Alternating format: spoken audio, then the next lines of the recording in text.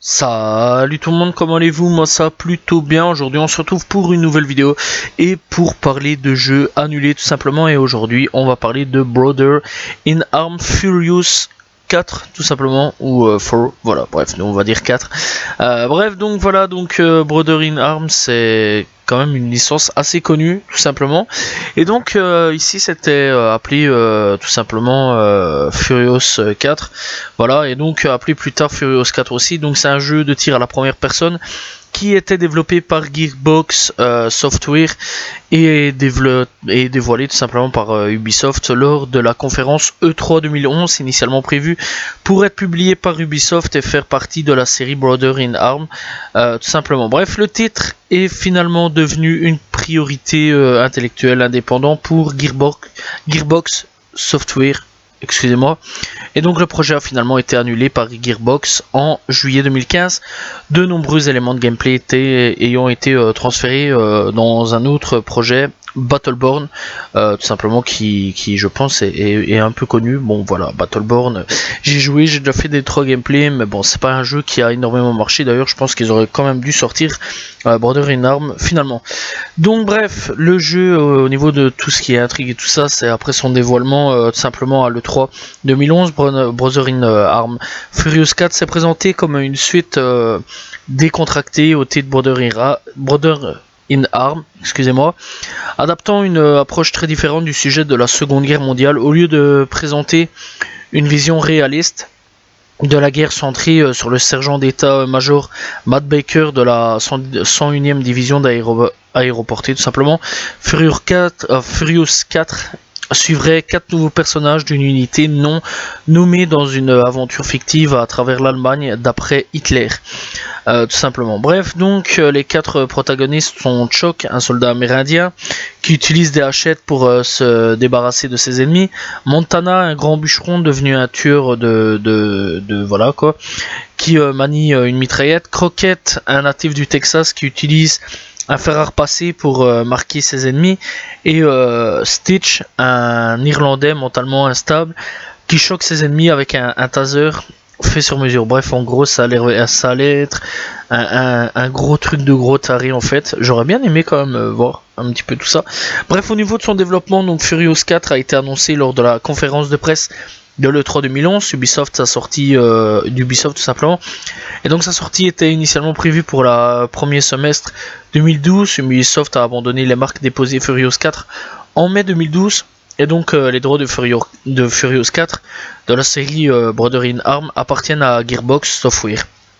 Initialement connu sous le nom de Brother in Arms Furious 4, le président de Gearbox, excusez-moi, Software, Randy Pitchford, a déclaré que Furious 4 ne ferait pas partie de la série Brother in Arms et deviendrait une nouvelle priorité intellectuelle en raison de l'accueil négatif des fans à Penny Arcade Expo, et il a déclaré que le jeu a subi de changements drastiques. Donc en gros c'est le truc en fait de changement qu'il y a eu. Je pense en fait qu'ils auraient dû juste faire une nouvelle licence. Je pense que ça aurait mieux plu aux fans.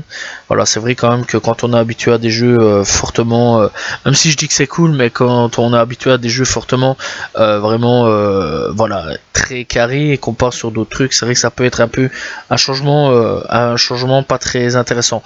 Bref, donc Pitchfork a tout simplement déclaré en 2013 qu'une nouvelle entrée dans la série Brother in Arms arriverait dans le futur, mais Gearbox attendra tout simplement le moment opportun pour faire une annonce tout simplement sur le jeu.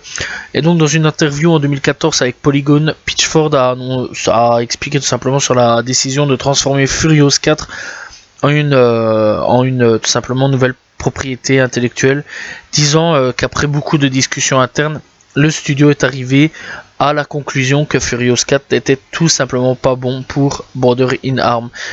Il a déclaré que cela a conduit à la décision que Brother in Arms méritait un nouveau jeu sur lequel il travaillait depuis un certain temps, et qu'il sera annoncé tout simplement lorsqu'ils estimeraient que le moment serait tout simplement venu de le faire. Bref, Pitchford a révélé que Furious 4 n'est plus une chose. De nombreux éléments du jeu ont été irrités plutôt, et transférés à Battleborn. et une nouvelle propriété intellectuelle de Gearbox. Et donc la société a annoncé qu'elle travaillait sur un nouveau jeu vidéo, tout simplement Brother in Arms authentique, et qu'elle cherchait de l'aide supplémentaire auprès des développeurs externes actuels. Aucun nouveau, aucune nouvelle tout simplement concernant le jeu de la série Brother in Arms n'est venu par la suite. Voilà, tout simplement.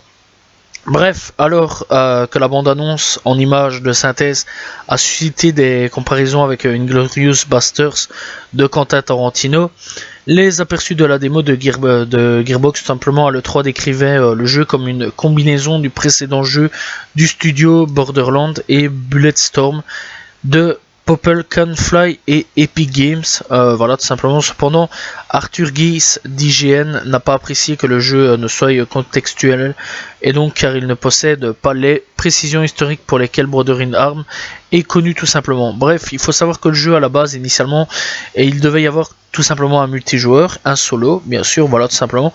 Et alors le jeu devait sortir sur Xbox 360, PlayStation 3, Microsoft, donc Windows sur PC, Xbox One et PlayStation 4. Et alors le moteur du jeu devait être sur Unreal Engine tout simplement. Voilà tout simplement, c'est un jeu qui a été annulé. Ça avait été, c'est vrai que ça avait été annoncé, je m'en souviens. Et donc c'est vrai quand même que ça aurait pu être intéressant, mais ça aurait pu nuire en même temps à la série tout simplement des Brother in Arms. Et donc c'est pour ça que ça a été annulé, je pense, voilà, parce qu'il y a une partie quand même de, il y a quand même une partie de prestige pour cette licence là.